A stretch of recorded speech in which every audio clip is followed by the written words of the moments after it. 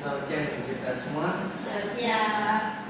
Pada kesempatan kali ini akan dibahas salah satu kasus korupsi besar yang sempat menjadi perhatian publik, yaitu kasus korupsi proyek BTS 4G Kominfo.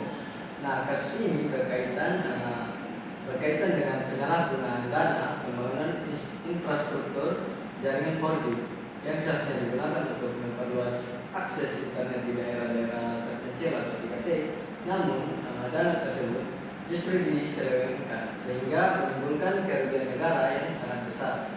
Nah, dalam pembahasan kali ini akan difokuskan pada analisis kasus tersebut melalui pemikiran Immanuel Kant.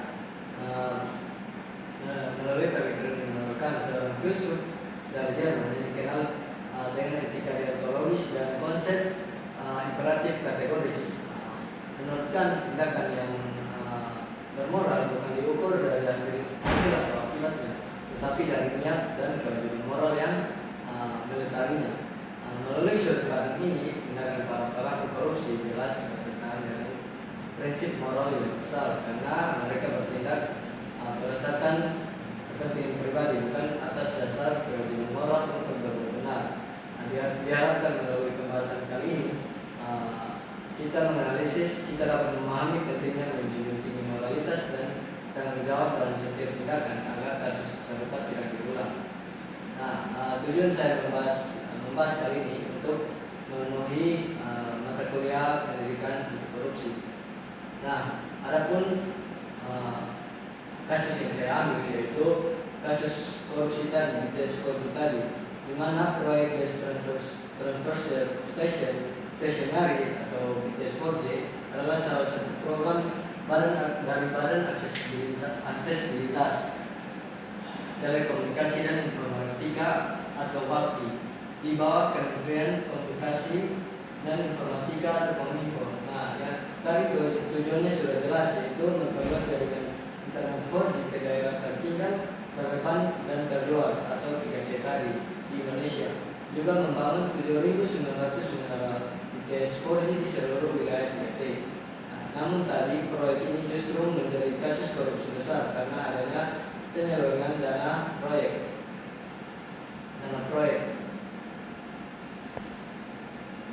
Nah, tahun kejadian pada kasus ini itu dimulai sejak tahun 2020, di mana proyek BTS 4G mulai direncanakan dan dijalankan oleh BAPTI Kominfo. Lalu pada tahun 2021 proyek berjalan lambat. Banyak pembangunan tidak selesai tepat waktu.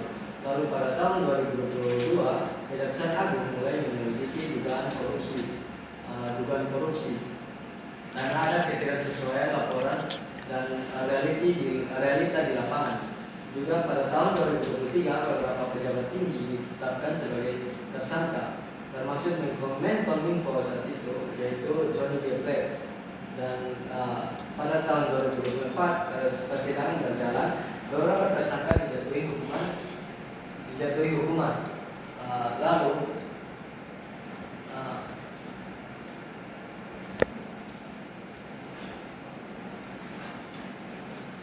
Adapun modus korupsi yang dilakukan, pola korupsi yang terjadi antara lain, yang pertama markup atau pengelompokan harga dalam pengadaan barang dan jasa.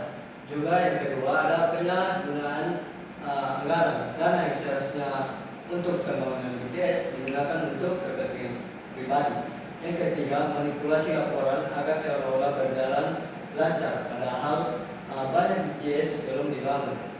Nah, itu menyebabkan total kerugian negara diperkirakan lebih dari 8 triliun menurut hasil perhitungan BPKP.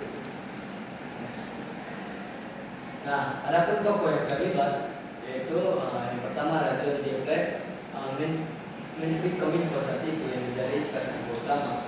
Juga Anand Achmat Latif, Direktur Utama BAPTI Kominfo. Lalu ada Galanta Roli, tenaga ahli Human Development Universitas Indonesia. Juga ada Ahmad Anam, Direktur PT Mora Telematika Indonesia. Nah, dari kasus korupsi tersebut berdampak yang pertama itu kerugian negara hingga triliunan rupiah tadi Yang kedua ada proyek BTS 4G yang tertunda, ribuan desa 3T belum mendapat akses internet. Yang ketiga turunnya kepercayaan publik dan arah pemerintah dalam pengelolaan proyek digital. Dan keempat, citra buruk Kominfo sebagai lembaga yang seharusnya mengawal transformasi digital Indonesia. Nah, sebelum kita menganalisis kasus tersebut melalui pemikiran yang menentukan, kita harus mengetahui dulu siapa itu yang menentukan. Menentukan adalah seorang filsuf besar asal Jerman yang lahir pada 22 April 1724 di kota Königsberg, Rusia Timur. Sekarang itu menjadi Kaliningrad, Rusia. Nah, ia dikenal sebagai salah satu tokoh yang paling berpengaruh dalam sejarah filsafat Barat, terutama dalam bidang etika, metafisika, dan epistemologi. Kant berusaha menentukan dua pandangan dasar pada zamannya, yaitu rasionalisme dan empirisme yang menekankan pengalaman. Melalui karyanya yang monumental seperti Critical Reason dan Groundwork of the Metaphysics of Moral, Kant memperkenalkan cara berpikir moral yang sangat berpengaruh hingga masa kini. Nah, dalam bidang etika akan dikenal dengan etika deontologis, yaitu pandangan yang menilai moralitas suatu tindakan berdasarkan kewajiban dan niat baik, bukan dari akibat atau dari hasil yang ditimbulkan.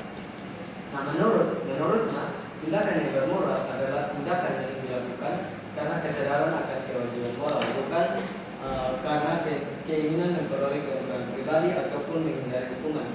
Bagi Kant, moralitas sejati muncul dari hati nurani yang tunduk pada hukum moral universal, bukan dari pertimbangan untung dan rugi. Next. Nah, prinsip utama dalam etika Kant disebut imperatif kategoris atau kategorikal imperatif. Nah, prinsip ini merupakan dasar moral universal yang dapat diterapkan pada semua manusia dalam situasi apapun, dan merumuskan imperatif kategoris dalam beberapa bentuk. Namun dua yang paling terkenal adalah yang pertama, bertindak hanya menurut asas yang dapat kamu kehendaki, menjadi hukum universal yang berarti seseorang harus bertindak dengan cara yang pantas, dijadikan aturan untuk semua orang. Dan yang kedua, perlakukanlah manusia baik dirimu maupun orang lain sebagai tujuan, bukan semata-mata sebagai alat, yang menekankan pentingnya menghormati martabat dan kemanusiaan setiap individu. Pemikiran Kant menunjukkan tindakan moral tidak boleh bergantung pada kepentingan pribadi atau konsekuensi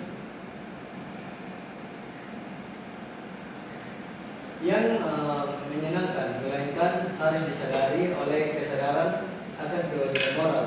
Misalnya, seseorang yang menolak untuk berbohong bukan karena takut kesalahan, tetapi karena berbohong itu salah secara moral. Dalam bertindak sesuai dengan prinsip Kantian, pandangan ini menekankan bahwa moralitas sejati berangkat pada niat, dan prinsip moral yang benar itu bukan pada hasil atau keuntungan yang dicapai. Nah, dengan demikian ketika memberikan dasar kuat untuk menilai tindakan manusia berdasarkan integritas, kejujuran, dan tanggung jawab moral. Nah, pemikirannya menjadi sangat relevan untuk menilai berbagai fenomena sosial, termasuk tindakan korupsi yang sering terjadi di berbagai bidang pemerintahan. Melalui perspektif Kantian, seseorang dapat memahami bahwa korupsi bukan hanya melanggar hukum negara, tetapi juga menyalahi kewajiban moral yang mendasar dan memperlakukan sesama manusia secara adil dan bermartabat. Nah, adapun analisis kasus menurut pemikiran Kant tersebut. Nah, etika menekankan bahwa moralitas suatu tindakan tidak diukur dari akibatnya, seperti yang tadi sudah saya jelaskan, melainkan dari niat dan kewajiban moral yang mendasarinya. Tindakan yang bermoral adalah tindakan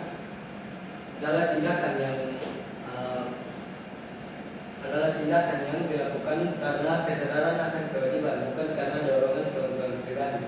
Dalam konteks kasus yang tadi, tindakan para pelaku korupsi di TS4 menunjukkan bahwa mereka bertindak bukan karena kewajiban moral sebagai pejabat publik, tetapi melainkan karena keinginan untuk memperkaya diri. Yang berikutnya, berdasarkan prinsip universalitas dalam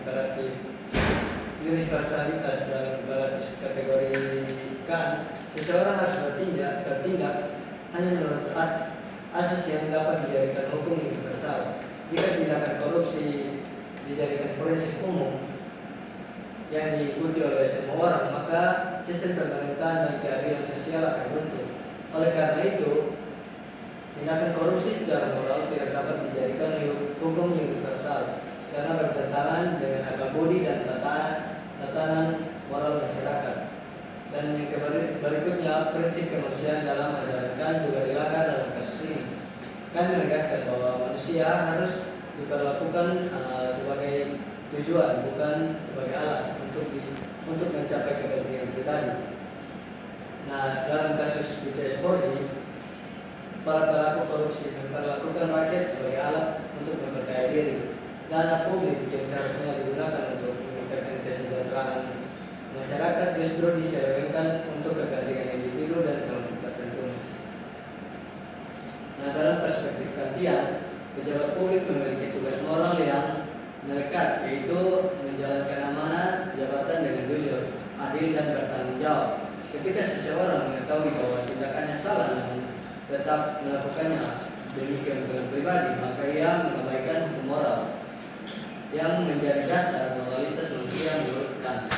Dengan demikian, para pelaku korupsi dalam proyek BTS4 tadi telah gagal memenuhi kewajiban moral mereka. Juga etika Kant menolak pembenaran moral berdasarkan hasil atau kondisi tertentu. Artinya, alasan seperti tekanan jabatan, kebutuhan ekonomi atau kepentingan bersama itu tidak menjadi justifikasi untuk tindakan korupsi dalam pandangan Kant. Niat baik atau goodwill adalah satu-satunya hal yang benar bermoral karena korupsi dilakukan dengan niat buruk, yakni untuk kepentingan diri sendiri. Maka tindakan tersebut sepenuhnya tidak bermoral.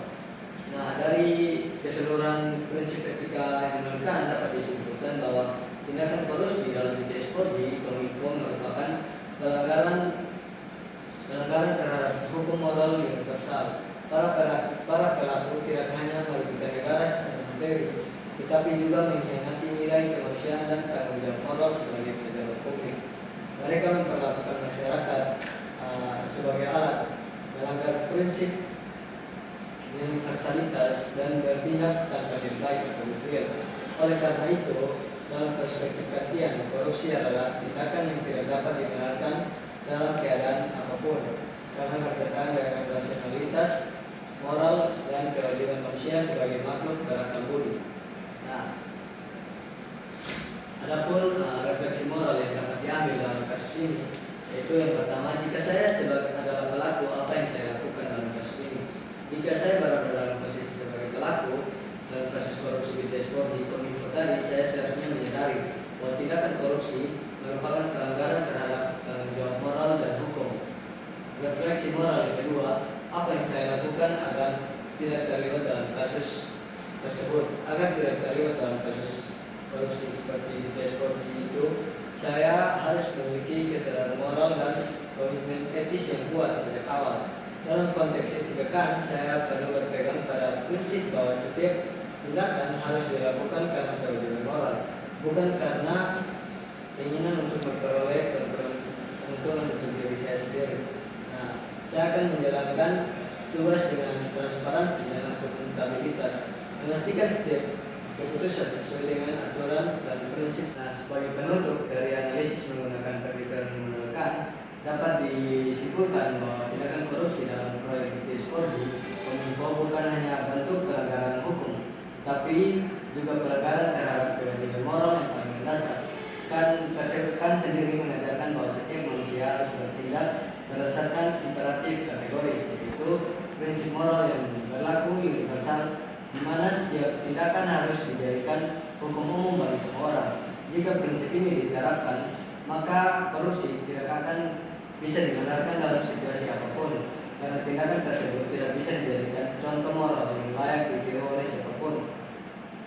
Melalui pemikiran ini, kita diingatkan bahwa kejujuran, tanggung jawab, dan niat baik adalah fondasi utama dalam menjalankan tugas, terutama bagi yang memegang amanah publik. Nah, semoga pembahasan kali ini menjadi refleksi bagi semua yang selalu menjunjung tinggi nilai moral dalam setiap keputusan dan tindakan yang kita ambil. Nah, sekian pembahasan kita kali ini. Untuk pertanyaan atau diskusi lebih lanjut bisa didiskusikan di grup. Sekian, terima kasih.